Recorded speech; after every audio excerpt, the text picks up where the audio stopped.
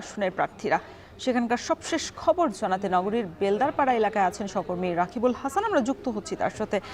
রাকিব, কেমন দেখছেন নির্বাচনী প্রচারণা আর প্রার্থীরা কি প্রতিশ্রুতি দিচ্ছেন ভোটারদের?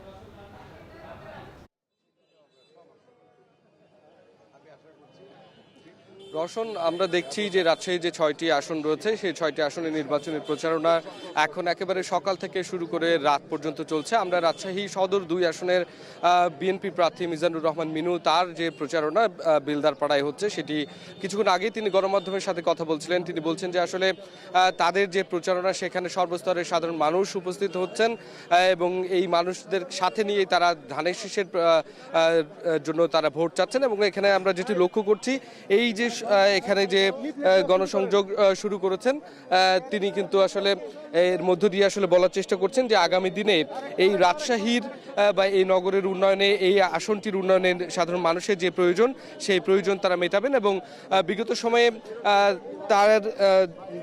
বিগত সময়ে যেভাবে আসলে জাতীয়তাবাদী দল যেভাবে ভূমিকা রেখেছে সেই রকম আসলে ভূমিকা রেখে তাদের এই প্রচারণার অংশ তারা প্রতিশ্রুতি দিচ্ছেন। এবং এই প্রতিশ্রুতির অংশ হিসেবে রাজশাহী যেহেতু শিক্ষানগরী, সেই শিক্ষানগরীকে আরও বেশি সমৃদ্ধ করা, এখানে কর্মসংস্থানের সুব্যবস্থাপনা করা এবং একই সাথে যোগাযোগ এবং যে শিল্প উন্নয়নের ক্ষেত্রে আসলে অগ্রণী ভূমিকা রাখা, সেই বিষয়গুলো আসলে এখানে তুলে ধরা হয়েছে।